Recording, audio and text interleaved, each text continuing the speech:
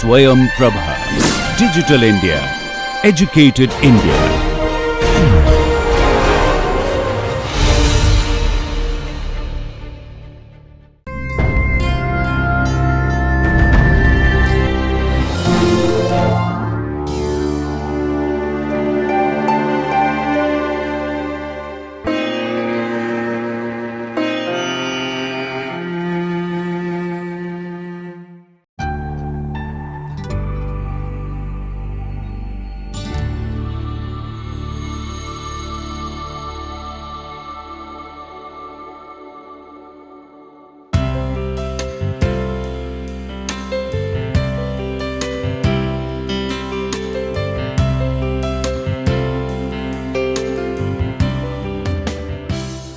Welcome friends once again to the module of NPTEL on strategic trade and protectionism. We are now particularly explaining trade protectionism chapters, especially identifying the various concepts or the conceptualization of protectionism, why it is required, why it is favored and against, and what kind of recent cases are there, how these have been restricted. So, this is week number 6 and lecture number 27. Myself Dr. Pratap Mohanty, faculty member in the Department of Humanities and Social Science, IIT Roorkee. So, let us explain and understand why there is a trade, why there is a protectionism. We have already clarified, isn't it? Now, question arises, what are the different types of protectionism which actually been restricted over time and which should be restricted actually in different forum. So, let us explore the types. And while understanding the types of protectionism, we also should understand what kind of implications of those types on the economy of that particular country or on others. So, types of protections are very essential from various perspectives. Now, let us have a framework and what exactly we mean by protectionism and how it is getting covered. Now, the first aspect is tariff. In the protectionism, in the types, we are supposed to understand tariff in detail. The second aspect is non-tariff. Then within tariff, here we are presenting the details of tariff. So, within tariff is part of tariff, as we know, it is part of our trade policy instrument, and tariff broadly divided into 3 types. I will also explain: ad valorem, specific and compound. Broadly they are of 3 types. Now, in a partial equilibrium setup, as I told you, through the narrower perspective of explaining or understanding trade as a protection through tariff, it helps or breaches in some kind of dimensions, like for consumers there is a surplus through tariff, especially in a small country context. Whereas for producers it is for consumers it is not surplus, it is deficit. For producers it is a surplus. Why is it so? We will explain with the help of diagram and examples. For government revenue it is plus, for overall welfare it is negative. So, these must have been understood through detailed framework. Now, does it have any income redistribution channels? Yes, it has. Certain channels of redistribution from consumers to producers, especially from abundant factor to scarce factor. Now, these tariffs can also be helped in explaining small country impact as well as large country nation. So, largely we started the discussion of whether if a small country impose tariff, then it does not impact the terms of trade of the rest of the world. So, therefore, usually small country does not differ or does not change the terms of trade, and the net welfare changes to our rest of the world is unaffected. So, the terms of trade unaffected, as I already explained earlier, is not it? Whereas overall welfare for the small country is negative, we will explain it. Actually volume of trade is going to be negative. So, part of the distribution regarding, let us compare with the large country nation. Volume of trade is negative, terms of trade is going to be positive if it is the large country impose tariff. So, overall welfare may increase, decrease depending upon the volume of trade, the elasticity of trade, and depending upon the context. Now, so far as income distribution is concerned, we have talked about SS theorem, Stolper-Samuelson theorem. scarce factor is better off even though nation as a whole worse up, but there will be redistribution of income. Similarly, the concept of optimal tariff can be identified, theoretically possible to improve welfare by imposing optimal tariff. So, these are the issues going to be discussed and explained in our subsequent lectures. So, now we are here to explain different types of protection. One by one, we have divided in the discussed in the last class and divided largely to these are non-tariff barriers and this is tariff barriers. Okay. Now, broadly quotas, subsidies, voluntary VER, export controls, SPS and TBTs. SPS stands for sanitary and phytosanitary measures, TBT stands for technical barriers to trade. So, we will discuss the meaning of each of these now on. Now, as an introduction to the understanding of tariff, let us compare, let us try to understand what do you mean by tariff. Tariff is the restrictions on trades. Tariff is the restriction on the trade. Tax basically is a restriction or tariff or a tax or the duty levied on the imported commodities. So, usually tariff is referred to as tax on export and import, but but largely no country impose tax on exports, because while we impose tax on exports, that will demotivate the exporters to sell their products, because the products will be internationally less competitive due to the higher prices. So, the concerned country while imposing tariff, so usually the impose tariff on imports, not on exports. So, therefore, largely it is said the tax levied or the duty levied on imported commodities are called tariff. This is also called import tariff. So, though tariff is imposed on both, but usually practice is on import, because if you are imposing tariff on imports, this will restrict the imports to the country, and this helps in improving balance of payment situation, this helps in domestic protection, this helps in many other channels. So, the most common form of restrictions or the protection regime is called tariff. Export tariff is a tax on the exported commodities prohibited by US Constitution, but occasionally practiced in developing countries to generate government revenue. Okay. So, developing countries also practice this. Now, there are broadly different categories: ad valorem, then unit or specific tariff, and third one is called compound tariff. Ad valorem is on the percentage charge on the value of the traded commodities, then it is basically fixed percentage.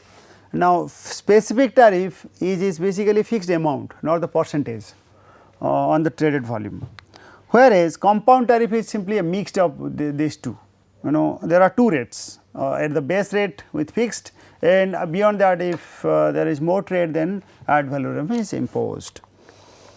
So, now tariff, let us have a testing on it, or let us understand this. Tariff is a tax on, now you can fill up, tax on not exports, imports. Okay. So, the customs officials usually check all the movement or entry to the country. Now, therefore, here is this picture of customs officer, whether they have paid tariff of $50 or not, that amounts to $100.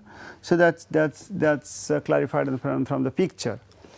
Now, it is, as I just said, tariff is a tax on imported goods on an which basis, ad valorem basis or specific basis, or the fixed amount or the unit charge. So, this is if it on and generally on ad valorem at the present days basis, or this is also called on a unit basis. If the unit increases, the percentage tax increases. So, for unit basis. So, an extra tax on top of the regular tariff is called what? Extra tax on the top of that, it is simply called surcharge on the import. So, likewise surcharge in taxes we usually see in different context. Now, as an anecdote to the understanding of tariff, we will talk about small country and large country debates or discussion through diagrams later on, but let us try very clearly to understand the concepts of tariff and the effects of tariff through this basic partial equilibrium setups. Why partial? We are only sticking to one commodity and one market or one market of one country. So, where demand and supply of that product is discussed. Now, due to tariff, there are restrictions to the supply. So, the supply gets restricted. So, whatever the supply you usually have, which result in determining certain level of prices, now this has been restricted. So, supply initially badly affected. So, which has caused the supply to be backward, shifted backward or towards left. So, due to which on the aggregate in the international level the prices actually increased. So, this has caused to the rise in the prices and fall in the quantity demanded or supply in the world market. So, accordingly you can evaluate whether it is going to be good for the country or not good for the country. Now, the price of imports is a quiz question. You can also think of from the perspective of your evaluation, from the context of your evaluation, how you will be evaluated and what kind of objective question could be set. Some of the examples are given in the due course of the lecture. Now, what is understood from this diagram? It says that price of the commodity increases. We have already highlighted here. So, price of the imported goods actually increased. So, increase is the answer. Whereas, the quantity, if I have said the amount of imports will fall or reduce, I have already emphasized this will be noted with Q1. So, there has been a fall. So, fall is highlighted here, you can mark the difference. Now, so therefore, there is a decrease in the imports. Now, what happens to the when the country impose tariff on the imported items or the imported products? It is quite sure that per unit price increased. So, who earns that income? That income actually earned by the country or the import officials impose the taxes on those. So, the ministry is going to receive that money, the customs office will get that money. Per unit is by the distance is P1 minus P0. So, times Q1 minus Q0. Q0 minus Q1. So, that is Q0 minus Q1. So, this is the total revenue the customs office is going to receive. So, highlighted with this in this diagram. So, tariff rate, basically the rate of tariff mentioned by the vertical distance. This is, as we understand in the microeconomic approach, where the vertical distance measures the rate of tariff. Here also we have highlighted as T. So, T times the quantity imported. So, now the quantity imported is of this Q1. So, total revenue actually this is the fall in the tariff. So, this is only this is only Q1, because Q1 is the amount imported times the T, the extent of T imposed on those. So, that much of amount will be actually paid to the customs office while getting the permission for import. So, similarly, other forms of restrictions are like import quota. Now, what do you mean by import quota? Import quota are like quota, we have mentioned the word is called quota. That means certain amount of imports you are allowed as a trader or as a arbitrager or even as a importer, or you are having an import house, you will be allowed, you have to take the permission to import certain limit. There are many sectors which are quite threat to the domestic production and which consistently raise number of restrictions to the domestic competition, or the competition is getting swayed to becoming less competitive. Our infra industry is probably in threat, therefore, certain quotas in certain sectors are imposed. So, when quota is imposed, what are the problems? The quota basically restricts the extent of or the amount of product to be imported. You cannot just be allowed to import any amount, even if you are paying taxes. I mean, in case of tariff, any amount you can import, but in case of quota you cannot go beyond that. So, basically in case of import quota we have quantity restrictions, whereas in case of tariff we have price restrictions. So, what is the limit of the quantity of goods that can be can be produced in a country. So, customs official now is actually restricting the the extent the box to be imported, the quantity to be imported. Now, the maximum, that is why the maximum limit is allowed here, and the goods that can be imported to a country. So, it is actually on the answer behind the concept of quota. So, what are the economic effects? Also we have already clarified for tariff. Now, what kind of economic effects of quota? In the next class we will be explaining in detail for the comparison between tariff and quota, whether tariff is good for the country or quota should be good for country. So, those things will be taken off steadily with detailed examples, but let us understand the overview of all those instruments being exercised by different countries in different time period. Now, with the same partial equilibrium set off, let us have a partial equilibrium diagram here. We have demand and supply. Now, what here is presented is import quota with a caveat.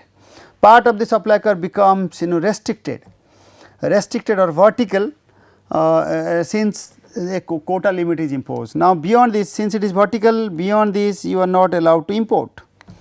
So, the price of imported goods are now due to this price as per the equilibrium price is here, and this price gets increased. Why price gets increased?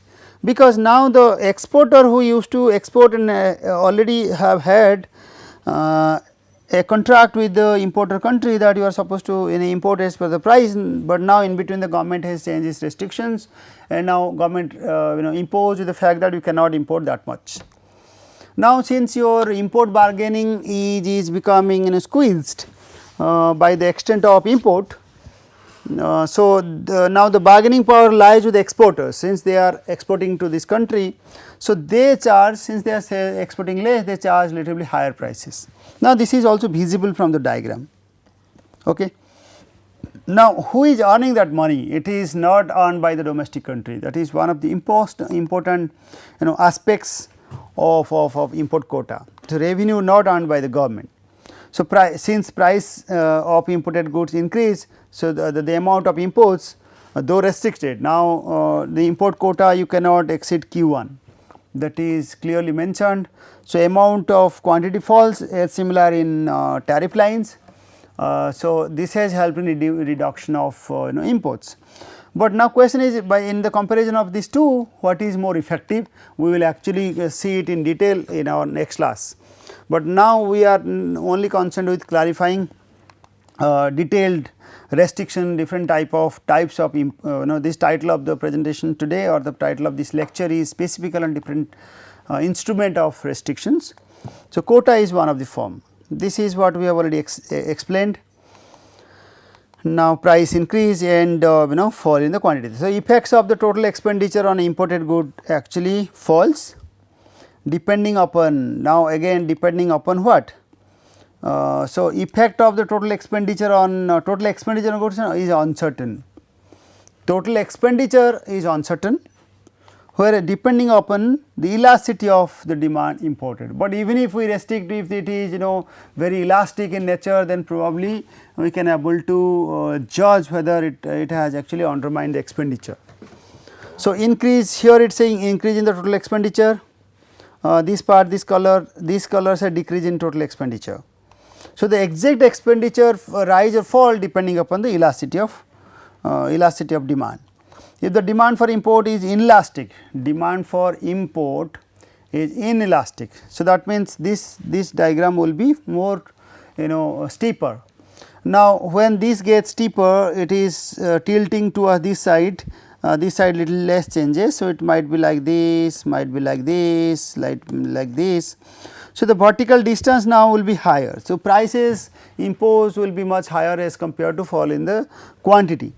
So, therefore, when it is inelastic, total expenditure by price will rise, and so the total expenditure, since why rise? Because the price the expenditure due to higher prices surpassing the fall in the quantity. Okay. So, this is one of the very important objective question, you must note it very carefully, and if you have understood the diagram, you may go through again and clarify it accordingly. Similarly, there are certain other channels of restrictions like VER, voluntary export restraint programs. It is usually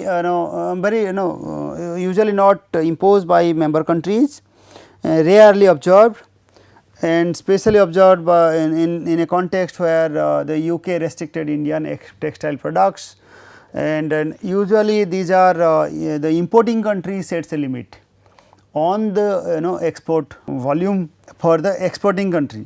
The importing country sets the maximum limit, maximum export volume for the exporting country. So, who limits the export? It is the importing country. So, below this limit, the imported goods will be taxed at a lower tariff, but once you exceed it, the tariff line will be higher, much higher. Now, it is progressively or it has a progressive rate. So, it is the voluntary in the sense that the exporting country can freely decide the amount of exports given the tariff structure imposed by the importing country. So, generally it is at the request of the importing country to the exporting country to export or to restrict their export to other countries. Since there are certain tariff lines imposed, so limits accordingly be set, but the freely decided by the exporting country at the certain tariff lines. Now, another instrument of protection is called production subsidies. Now, this has been largely debated in different world trade organization forums or rounds of WTO like Doha round, Marrakesh round, Cancun round, then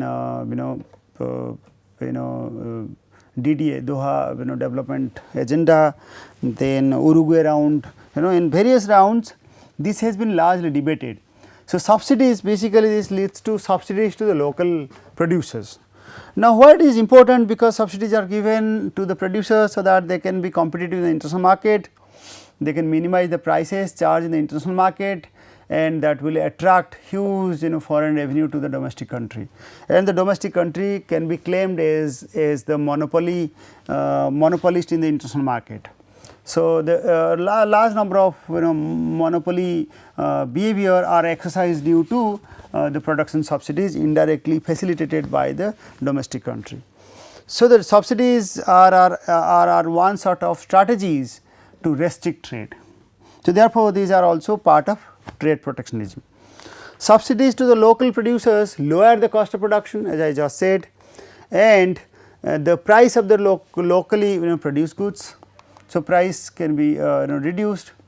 Now, what really happens when subsidies are given? We have reduced the cost of production. So, cost of production will actually increase the supply, and since it is externally determined, supply curve will be shifted towards right. We can derive it actually differently. Now, since the locally produced goods and foreign goods are substitutes for each other, the demand for import will decrease. Why substitutes? Because the prices are now becoming very competitive. So, depending upon what kind of subsidies are given and on which channels it is given. Therefore, the volume of imports will actually decrease because of the fact that we have given huge facilitation to the importers to produce on their own. So, the extent of imports will be restricted. So, they will better be facilitated to produce rather than import it. So, that is one of the channels by which trade restricts. So, embargoes are also another channels of restriction called a stricter ban on goods. Those are traded. So, ban are imposed often the case. I will talk about those examples in with the help of many tables and many examples. We will have the collection from different WTO rounds and different official data will be explained to you in the later lecture. So, now embargoes can be either a total embargo or a partial embargo. I mean, you can restrict 100% or partial you can restrict. Total embargo, strict ban there on many products. Similarly, partially you can allow some to enter to the domestic boundary by the custom officials, some of are not allowed. Some other channels are like foreign exchange controlled. Foreign exchange control, the government controls the foreign exchange or foreign currencies in the market. I think usually you might see in airports that the foreign customs officials restrict the foreign currency to be entered into the country. So, by restricting like foreign exchange is possible in certain exchanges, certain transaction, in other it is not allowed. Now, if I cite one example, India's currency, how it is accepted in international market, after since the Tarapur committee which was formed in the late 90s, which is allowed our current account to be fully convertible. Current account you will try get to know about this in balance of payment chapter in different papers. So, current account means which is consisting of current account consisting of the transaction of goods and services, merchandise goods and services.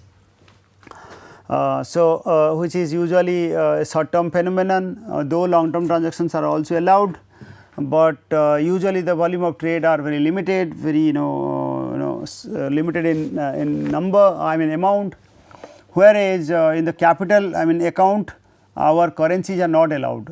Even Tarapur committee was constituted, that did not actually finally facilitate or allow our capital account to be convertible.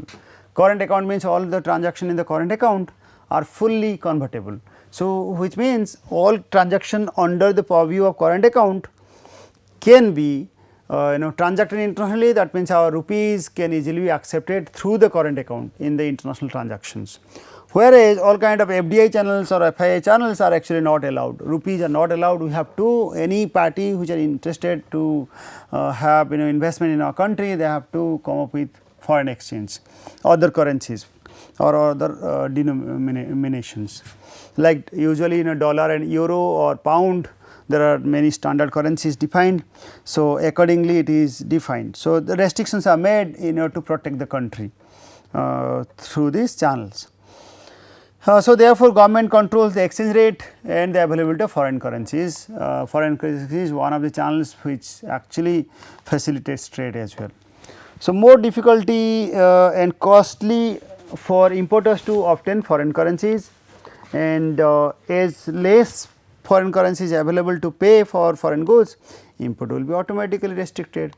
So, therefore, this is one of the major instruments of trade. Having said all those directions of our discussion, so we are now poised with many questions, many doubts in our mind.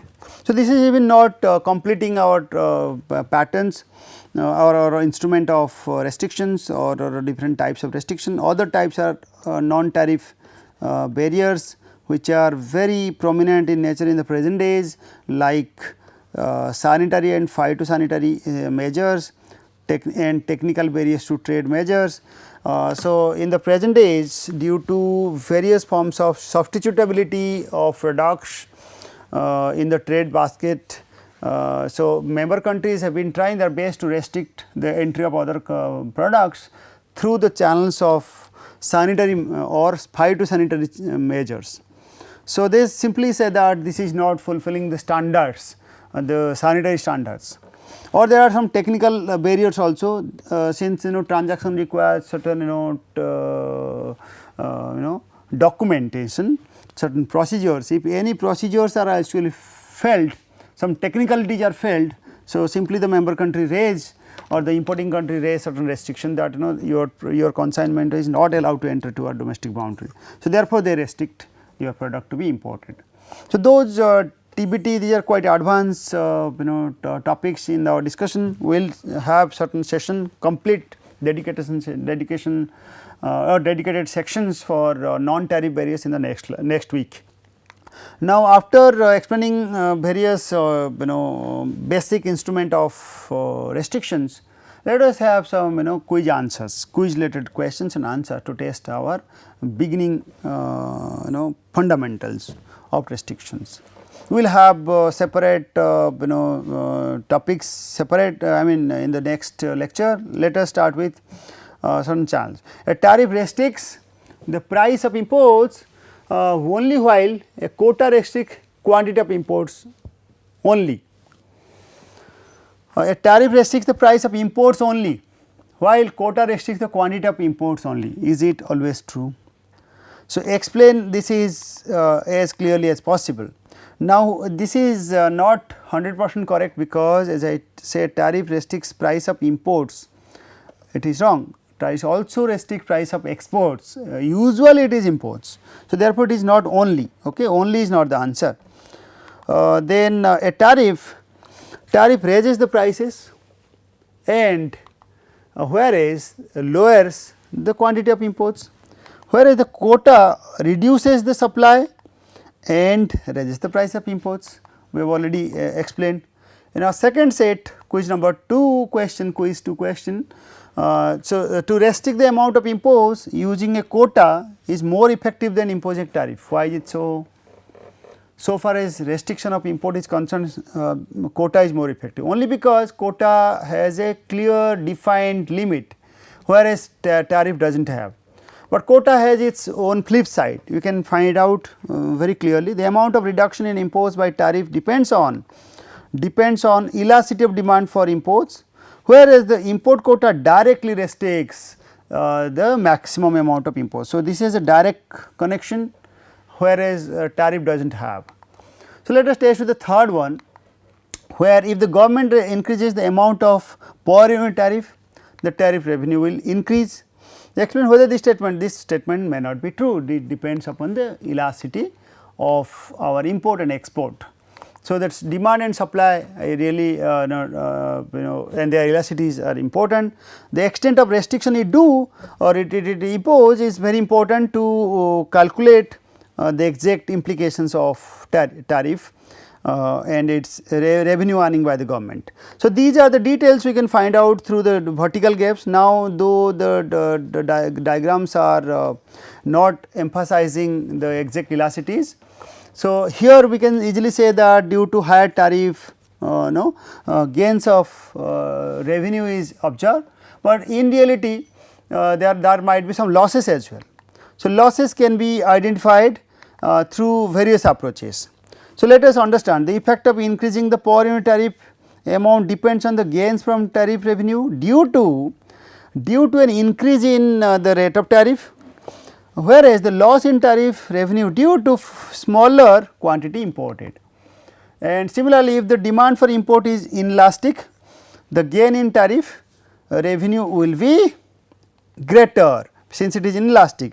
Then you can examine through the diagram, as I mentioned, if it is inelastic then it is greater, otherwise it is the revenue actually increases, otherwise the reverse is true. So, this is the example we have already started in the last lecture. Last just additions to made in this argument, though we have made it earlier in our first week of the module. We just simply wanted to say that the China and US trade war has been on debate over 90 days, where they have lots of discussion on intellectual property, 5G issues, made in China related to their threat to their manufacturing products, energy related issue, agriculture imports, auto tariff, market access for banks. These are again very important debates. We may discuss in the next class. You can go through the slide, and we will carry forward these two set of discussion while trying to evaluate the exact implication of tariff. Okay, and especially in the next week, where we will be emphasizing the non-tariff measures, or these intellectual property issues probably will be discussed in detail. So, I hope you have raised many doubts and will be steadily clarifying this concept. Here I should stop and will carry forward it. Thank you.